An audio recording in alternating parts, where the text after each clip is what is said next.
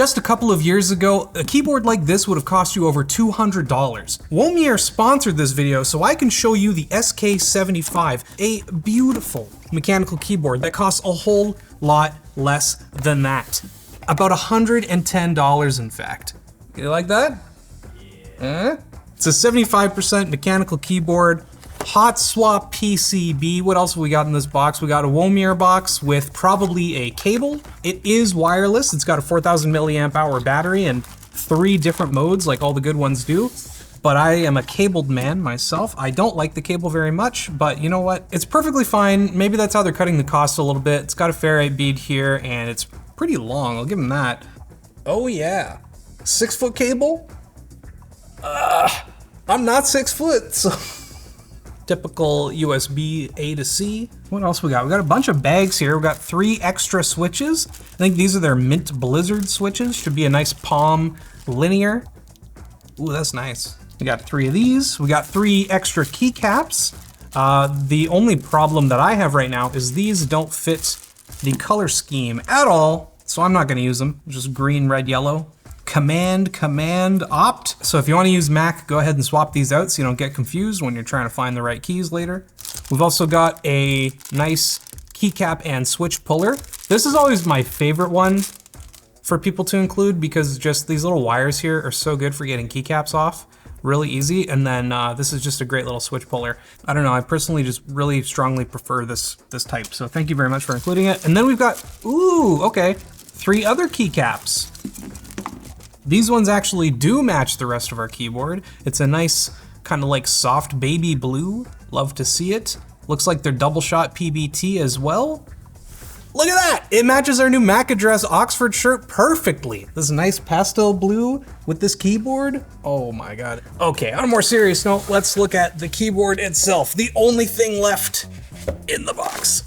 It's heavy, and not just because it's an all aluminum chassis, but also because it's got a nice little cool weight on the bottom. Does it do anything?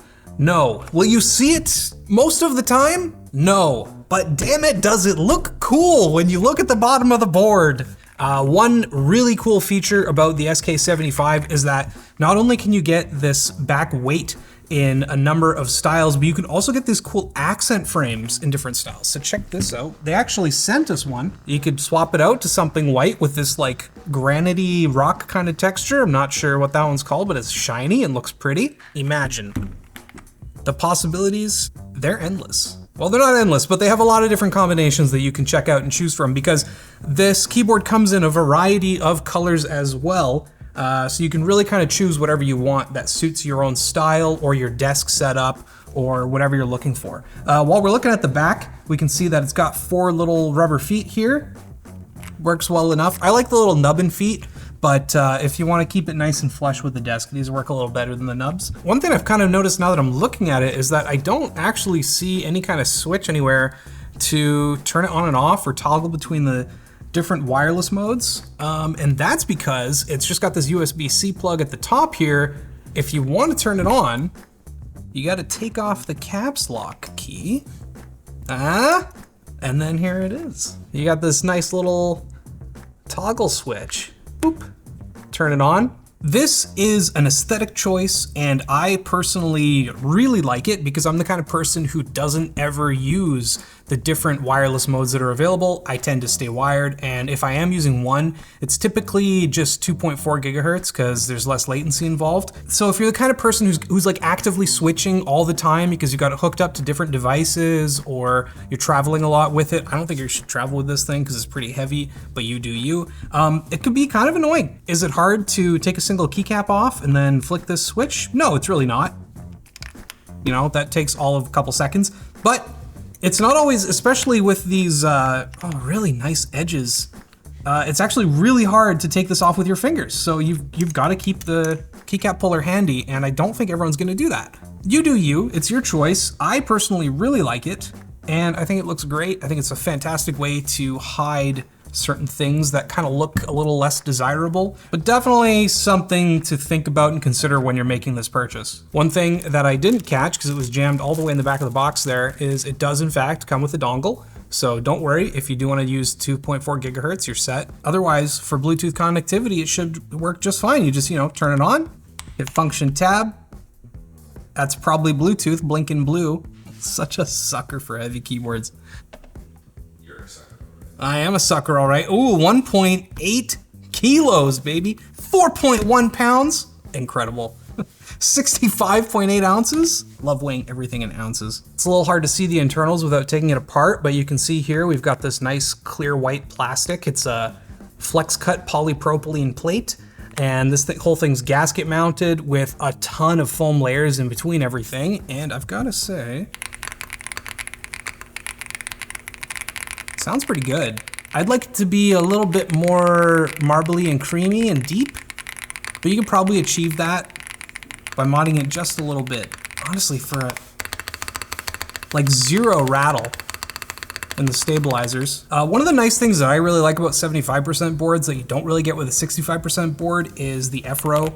I know that you can just hit function 5 and it's the same as F5. I know that you can hit function alt 4 and it's the same as hitting alt F4, but there's just something a bit more satisfying, but only using 2 fingers rather than 3 and not needing this whole extra hand in there. I mean, I guess you can really I can still technically hit alt F4 with one hand, but it's a little uncomfortable. So yeah, personally, I prefer a 75% over 65%. The typing angle seems totally fine. Once again, I'm gonna complain a little bit that we don't have adjustable feet, but I get it, especially when it comes to full aluminum chassis. It's not something people seem to really care about except for me, so I'll just go home and cry at the end of the day when I don't get them. But otherwise, this thing is pretty solid for being 110 bucks. The switches feel good, they're just linears. Yeah, the typing experience really is just solid right out of the box. I would like to put a bit of spacebar foam in here just to make it a bit deeper to match the rest of the keys a little bit, but it's not too far off, so it's not too bad. It's got a pretty nice PCB in here, flex cut, FR4, hot swap, south-facing RGB LEDs, pretty much everything you want. I'm not crazy about flex cut because I like a really super consistent typing style, even if it's a little firmer. Even actually the gaskets don't feel, this is kind of firm out of the box. I actually kind of like this. As for branding and stuff, you don't really get a lot. It's just a little Womier symbol here in the bottom right, nicely embossed into the rest of the aluminum. Yeah, there's no screws anywhere. So it's probably one of those ones where you have to take all the keycaps off. Here, let me just investigate. Do a little bit of investigation here. Yep, so we've got one screw here. It's kind of, okay, you know, people are divisive about this too, but I prefer when it's all just the same little tiny Phillips head. I know that Allen keys are really good, but if you don't have a tiny Allen key set, then it might be hard for you to take this thing apart. That's one thing I noticed they did not include with everything. So if you do want to fully disassemble it, do whatever you want to it, you're not going to be able to do that without picking up an Allen key. But yeah, it's pretty simple. There's probably just one here, a couple here just around the board, probably 6 or 8 screws that you have to take off to then take the whole thing apart, take all the keys off, take the switches off, all that. So we're not gonna do that though, because I think it types pretty good out of the box.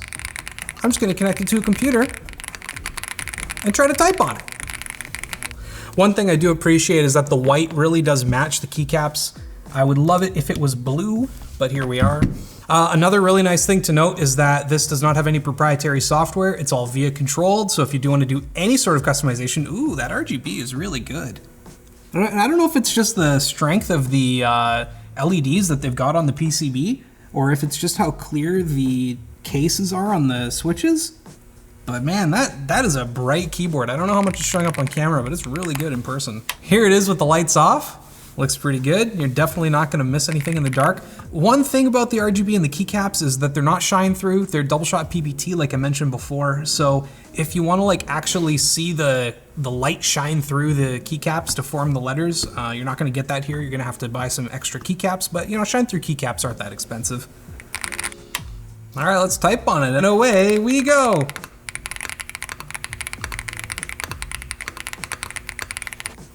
I did 110, 97%. I'm not super happy with it. It feels really good to type on. It doesn't feel good to speed type on just because how deep everything goes. I've been typing on short throw chiclet keyboards a lot recently on my laptop, and I've gotten used to just really kind of feather touching everything and, you know, barely having to press to type fast, but that's excuses. The reality is it sounded good.